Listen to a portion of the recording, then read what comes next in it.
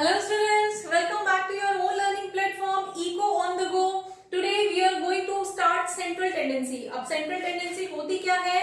Means center, right? तो center हमारे पास जो बहुत सारे ऑब्जर्वेशंस हैं, बहुत सारा डेटा इकट्ठा हो रखा है, उनमें से हमें कोई ऐसी वैल्यू पिक करनी है जो पूरे डेटा को, जो भी हमारे पास सेट ऑफ डेटा है उसको रिप्रेजेंट करती हो। जैसे हमारी क्लास के अंदर सब बच्चों के मार्क्स अलग अलग आते हैं, ठीक है, किसी के 60% आते हैं, किसी के 100% भी आते हैं, तो उस केस में किसी के 0% आते हैं। तो उस केस में पूरी क्लास का अगर मुझे रिजल्ट बताना है तो उसके लिए मुझे एक ऐसा नंबर चाहिए जो 0 को भी रिप्रेजेंट करता हो, 60 को भी रिप्रेजेंट करता हो और 100 को भी रिप्रेजेंट करता हो, ठीक है। तो हमारे पास जितने ऑब्जर्वेशंस हैं, जितने नंबर्स हैं, उनका एक सेंटर पॉइंट जब हम कैलकुलेट करते हैं तो वो हमारा सेंट्रल टेंडेंसी बोला जाता है, ठीक है। अब ये सेंट्रल टेंडेंसी 3 तरह से कैलकुलेट किया जाता है। One is mean means arithmetical average, जिसको हम x बार से रिप्रेजेंट करते हैं। अब मीन होता क्या है? मीन जब भी हमें नंबर्स दिए हुए, जैसे हमने अभी मार्क्स की बात की है, स्कूल में, क्लास में मार्क्स सबके अलग अलग एक न्यूमेरिकल फॉर्म में हमारे पास डेटा कलेक्ट है, ठीक है। तो उसमें हमें एक अरिथमेटिकल बेसिस पे उनका एवरेज कैलकुलेट करना है, तो वो हमारा मीन बोला जाता है। Clear? Then next is median. अब मीडियन क्या होगा? मीडियन को हम m से रिप्रेजेंट करते हैं। अब मीडियन होगा क्या? जब भी हमारा एवरेज पोजीशन बेसिस पे, अब पोजीशन बेसिस पे मतलब प्लेस बेसिस पे, कौन सा नंबर कौन से प्लेस पे है, तो जब भी हम प्लेस के अकॉर्डिंग उसका एवरेज निकालते हैं तो उसको हम, उस सेंट्रल टेंडेंसी को हम मीडियन बोलते हैं। डन। अब नेक्स्ट हमारे पास हो जाता है मोड। अब मोड को हम z से रिप्रेजेंट करते हैं। अब मोड हमारा नंबर ऑफ फ्रीक्वेंसीज, जो ऑब्जर्वेशंस हमारी बार बार अकर होती है, उसके बेस पे हम एक सेंट्रल पॉइंट कैलकुलेट कर लेते हैं। वो सेंट्रल पॉइंट हमारा मोड बोला जाता है और वही हमारा सेंट्रल टेंडेंसी बोला जाता है। मींस जहां पे भी हम नंबर ऑफ फ्रीक्वेंसी के बेस पे एवरेज निकालते हैं तो वो हमारा मोड बोला जाता है, ठीक है। अब अगर हम इसको क्लासिफाई करें तो मीन जो था वो हमारा अरिथमेटिकल था, अरिथमेटिकल एवरेज था। ये मीडियन हमारा क्या था? पोजीशनल था।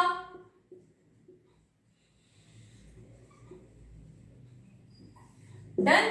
और मोड हमारा जो था वो अकरेंस बेस्ड था, ठीक है, जिसकी फ्रीक्वेंसी, अकरेंस या फ्रीक्वेंसी बेस्ड था, जिसकी फ्रीक्वेंसी सबसे ज्यादा होगी उस फ्रीक्वेंसी को हम उसको उस पूरे सेट का सेंटर पॉइंट डिसाइड कर लेते हैं, वो हमारा मोड में होगा। और तीनों को ही हमें अलग अलग कैलकुलेट करना है, तीनों के ही मेथड्स अलग अलग हैं, अलग अलग हमारी सीरीज है, उनके अकॉर्डिंग हम कैलकुलेट करेंगे। तो उसके लिए आप keep watching the video till the end. Fine.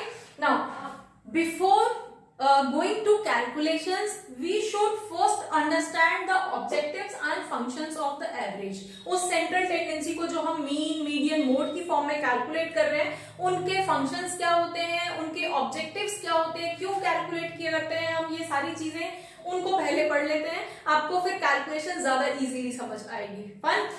First is present huge data in summarised form. Means हमारे पास जो डेटा कलेक्ट हुआ है वो तो बहुत बड़े नंबर में है, बहुत सारे लोगों से हमने डेटा कलेक्ट किया है, बहुत सारे लोगों से हमने इंफॉर्मेशन ली है, ठीक है। अब उसको हम इंडिविजुअली तो नहीं कैलकुलेट कर सकते, लाइक हमने क्लास का ही एग्जांपल लिया है, तो क्लास में तो हमारे पास 40-50 स्टूडेंट्स हैं, तो 40-50 स्टूडेंट्स के लिए हम हर एक को इंडिविजुअली पॉइंट आउट नहीं कर सकते।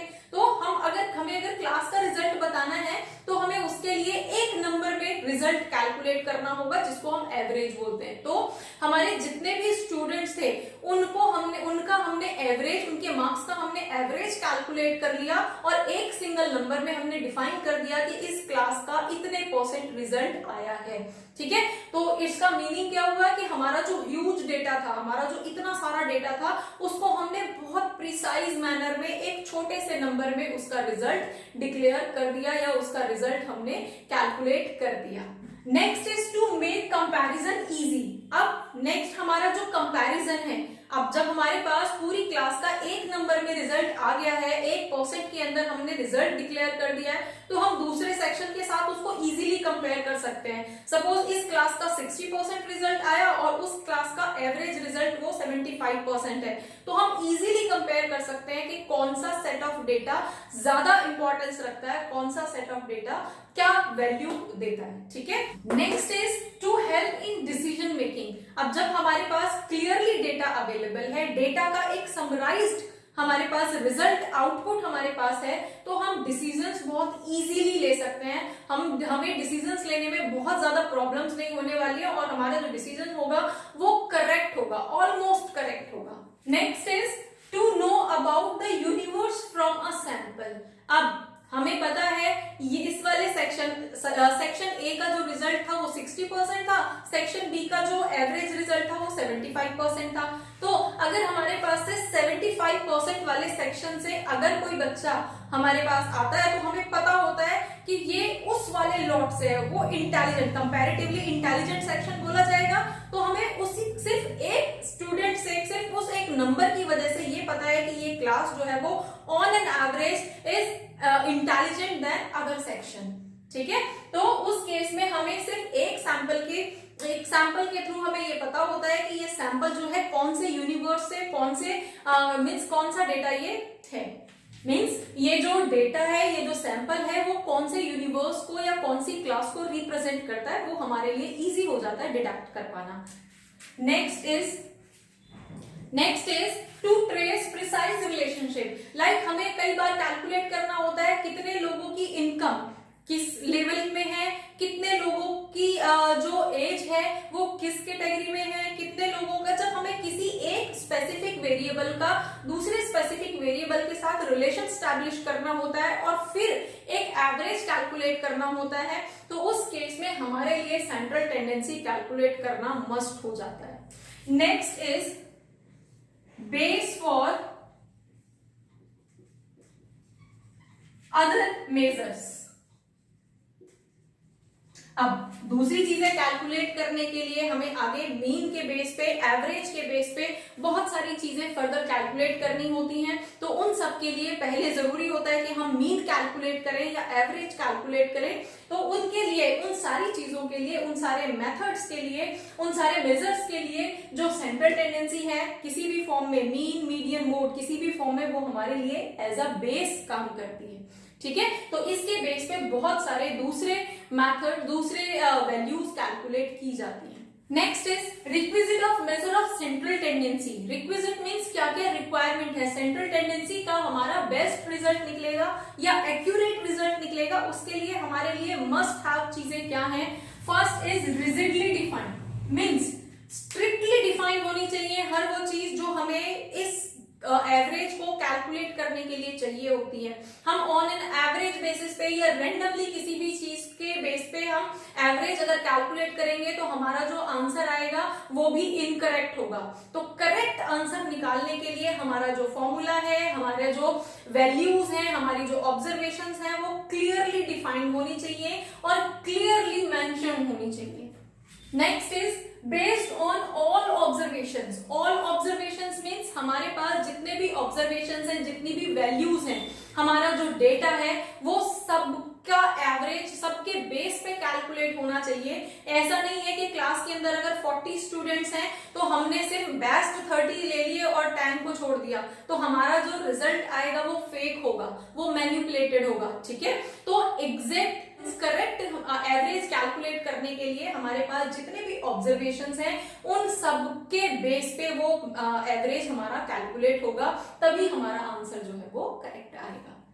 Next is least affected by fluctuations in sampling. Sampling करने के हमारे पास अलग अलग मेथड्स होंगे, सैंपल को कैलकुलेट करने का हमारे पास अलग अलग मेथड्स मेथड्स होंगे, तो उसमें हम किसी भी मेथड से उसको कैलकुलेट करेंगे, उससे जो फ्लक्चुएशन, जो डिफरेंसेस आ रहे हैं, उन डिफरेंसेस का इफेक्ट हमारी सेंट्रल टेंडेंसी पे या हमारे ऑब्जर्वेशंस पे नहीं पड़ना चाहिए, तभी हमारा जो एवरेज आंसर आएगा वो करेक्ट होगा। Next is capable of further algebraic treatment, means इसके बेस पे हम दूसरे कैलकुलेशंस कर पाए और वो भी करेक्ट हो, तो ही हमारा जो एवरेज है वो करेक्ट माना जाएगा। अगर हमारा यहीं पे ही कोई भी जो आंसर, जो एवरेज हम कैलकुलेट कर रहे हैं, अगर वो ही फेक ऑब्जर्वेशंस पे डिपेंडेंट होगा तो वो खुद गलत होगा, और उसके बेस पे जब हम दूसरी वैल्यूज कैलकुलेट करेंगे जिनका ये बेस बनेगा, वो भी इनकरेक्ट ही होगा। तो हमारा जो आंसर है वो फर्दर कैलकुलेशन के लिए मीन्स पॉसिबिलिटीज रखता हो, ऐसा हमारा यहाँ पे ऑब्जर्वेशन होना चाहिए।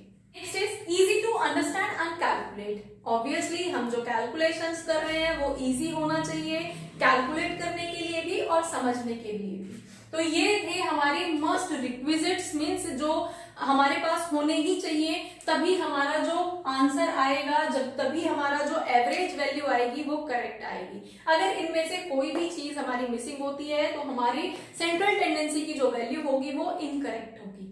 तो होपफुली आपका यहाँ पे जो इसके फीचर्स हैं, जो इसके रिक्विजिट्स हैं, वो समझ आए होंगे for calculation of mean median mode.